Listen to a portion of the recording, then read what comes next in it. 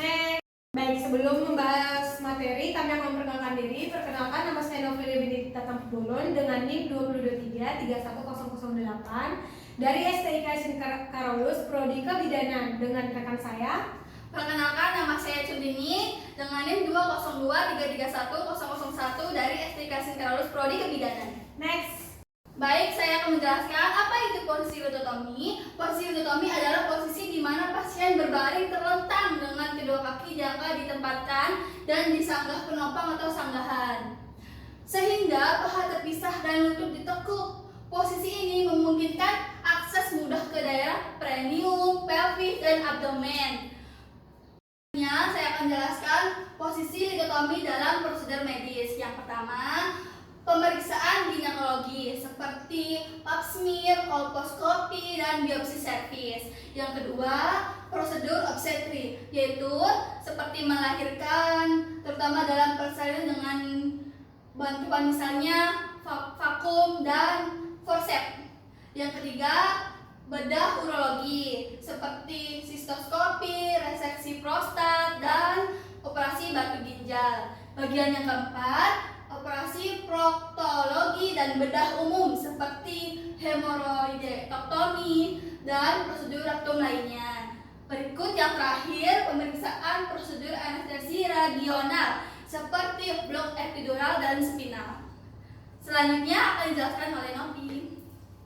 Selanjutnya kita akan membahas kekurangan dan kelebihan dari posisi litotomi. Yang pertama, ada kekurangan pada posisi litotomi adalah suplai oksigen pada janin kurang lancar.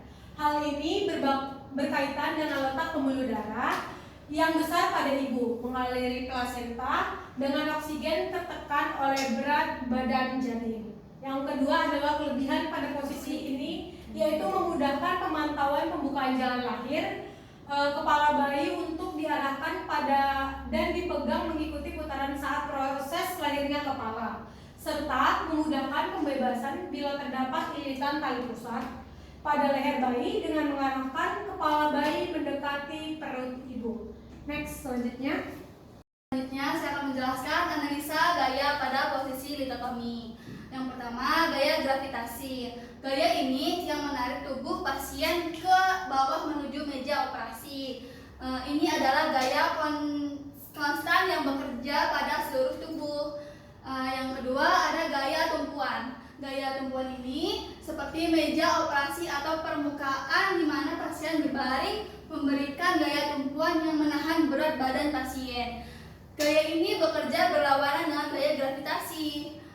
Yang ketiga, gaya pengaman. Gaya pengaman ini yaitu tali atau alat pengaman yang digunakan untuk menahan kaki dan tangan pasien pada posisi berbaring atau posisi tertentu. Gaya ini menjaga agar pasien tetap dalam posisi yang benar dan mencegah pergerakan yang tidak diinginkan. Berikut foto-fotonya. Gaya pengaman sudah jelas begini, dan gaya tumpuan sudah jelas, ada tumpuan di kaki. Gaya gravitasi, pasien terlentang di meja atau di tempat tidur. Selanjutnya akan dijelaskan oleh Novi.